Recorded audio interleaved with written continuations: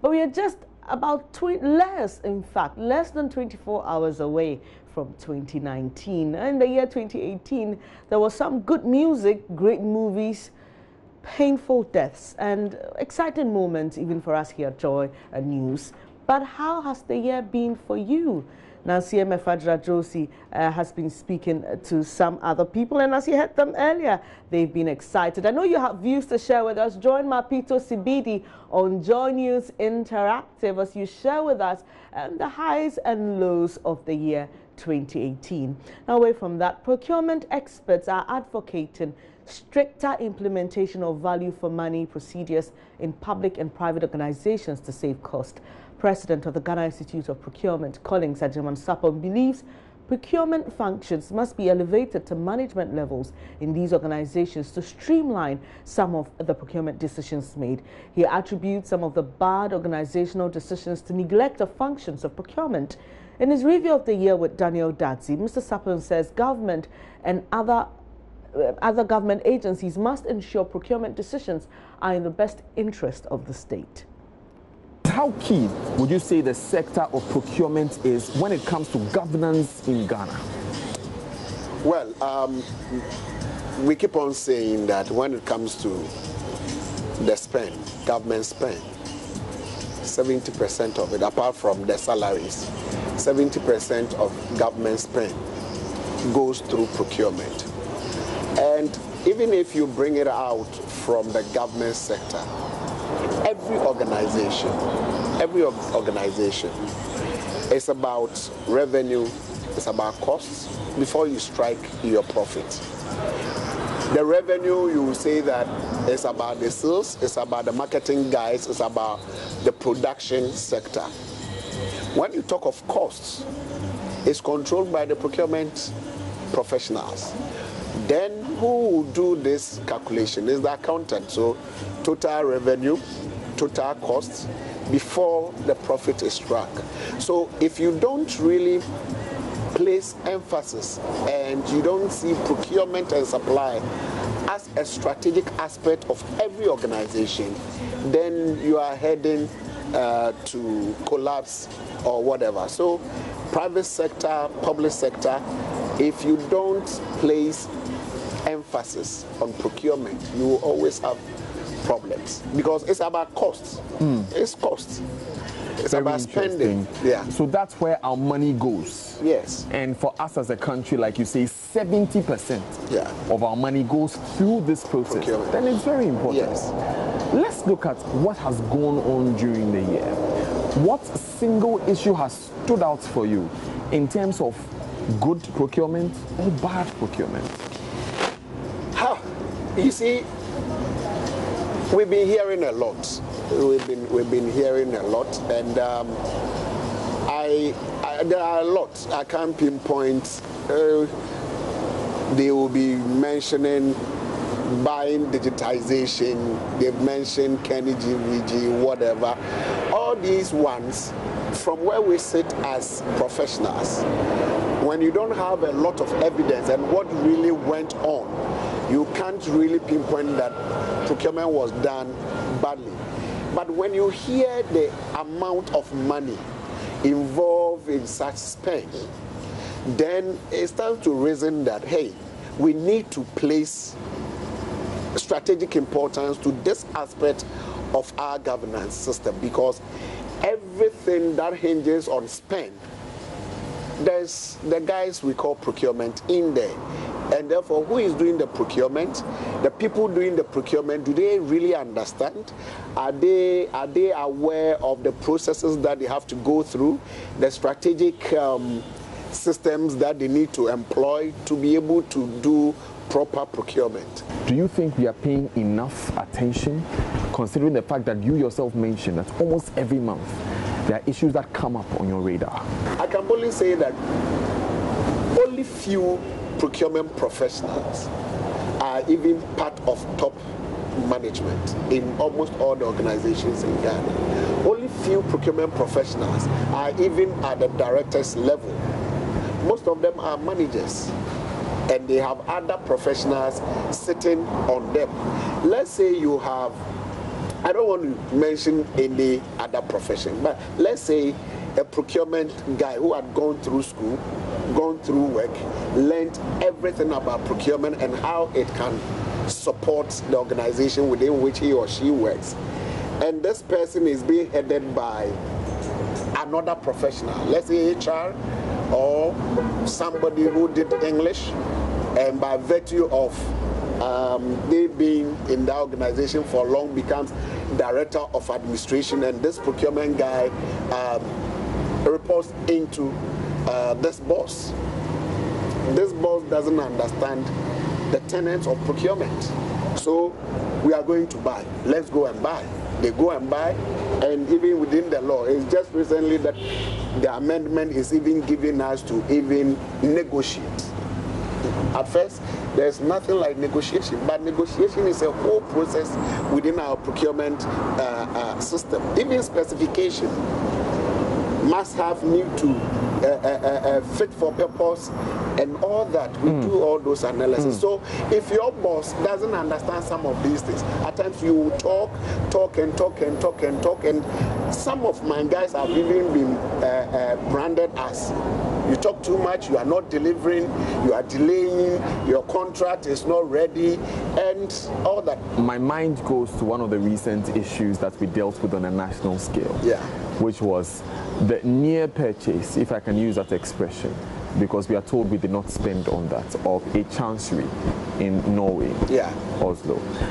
Now, in the rhetoric that came from government, we heard that a committee was formed to, first of all, go to Norway, look for the proper buildings. We had the head of estates for the Foreign Affairs Ministry was there. However, we were not told of a procurement expert in there. We almost bought something that was valued just a year ago for millions of dollars less.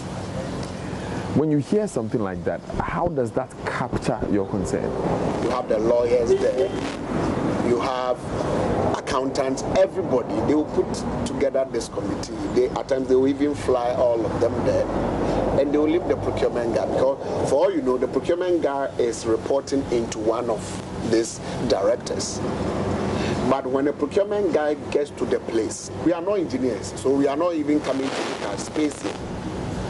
I'm not coming to look at the integrity of the building. Those are left for the engineers to look at. Is it strong? How many years is it? They will do it. But I will be looking at fit for purpose. How many people are coming to work in this building? Oh, 100, 50. If they are 50, are we thinking of increasing the number of staff in the next year or two? No, yes. There and then I'll tell you straight, then we don't need this huge space, or we don't need this smaller space. Are you getting the point? I can even ask, where is the place accessible? Because maybe we need to commute our staff. These are softer things that the hardcore engineers and lawyers may not pick. But as procurement people, we are always thinking of costs and spend. One day something can even come up. We will move our embassy from here. Do we plan? Are we going to stay here 100 years? Okay, if we rent, how much is a rent for a month? Then we come out with all this analysis and see which model will give us better value. Now, one question that has been raised about procurement in Ghana generally is time, and the fact that it is tediously long. There are contractors who have their money sitting on the books for years. Doesn't the process of meticulously looking at these issues take time that in turn costs us more money? You see, if you want to deliver to time, you can do it. And even with the public sector procurement, do you know that you are supposed to, every buying entity have to do what we call procurement plan and submit it to PPA.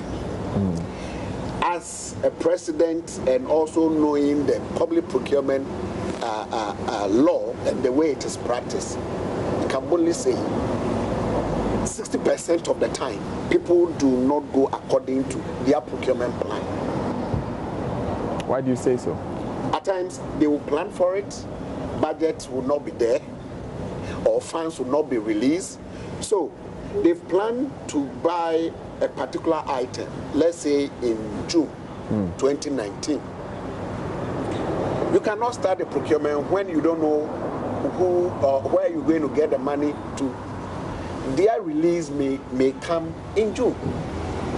So as soon as it comes in June, now the thing becomes an emergency. Who created it? Who created it? People think that we have the money, so let's go and spend. Why can't you wait for us to do the proper work? I get in the point. So all that I always, people need to understand that the procurement people are there to add value, and they should rather give them the support. I don't get it when people say buying of vehicle is an emergency. Buying a vehicle is an emergency. Buying iPads, buying mobile phones for directors is an emergency, and they will badmouth all the procurement guys. Even in private, when you are buying a car, you may walk across the whole town looking whether you get a good deal. Why is it that when it's an organization, when it's for government, when it's for a ministry or for a public entity, we just want to walk into a showroom and pick a car? Again, you wake up this morning as head of entity and you say we need cars. You need to plan, you need to do specification, you need to do the need analysis fit for purpose. That's why we have a lot of 4x4 cars. Do you know what they use them for? Distribution of letters.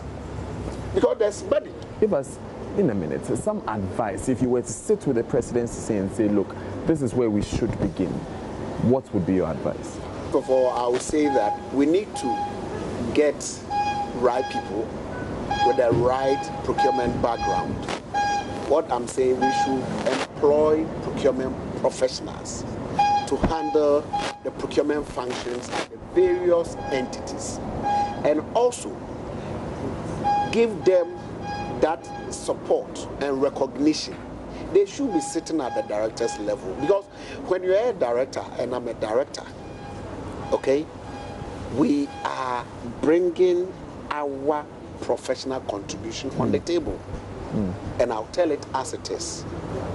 Rather than having, we don't have procurement directors at the decision-making point. And therefore, it just comes down. Again, whenever there is a spend to be made, they should have the time, let the procurement guys assess it, do all the need analysis, and recommend the best way that we should go. Right. Rather than we have the budget approval, let's go and have it. We can have a lot of, and also they should be open for new ways of doing things.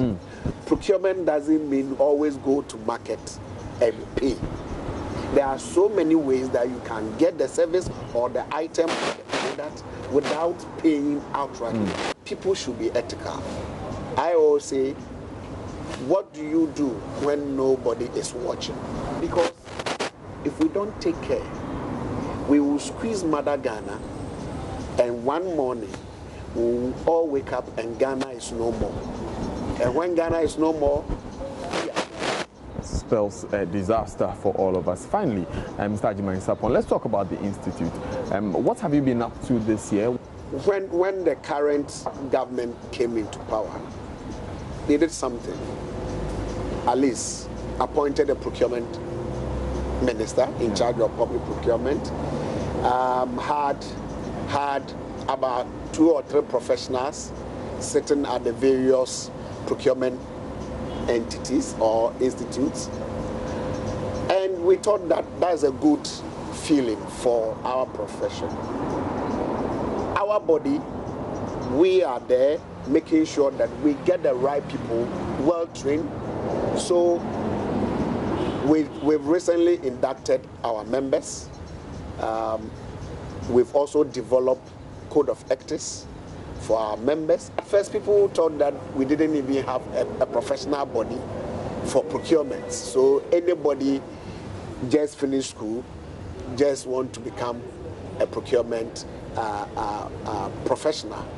We've also developed a curriculum to train people professionally. We want to also support the government to also come up with a code of ethics for all procurement practitioners. We are also going to collaborate with the Ministry of Procurement, the public procurement, so that we can come up with code of ethics for all practicing procurement people, which we've started talking, and we hope that it will see light of day in 2019.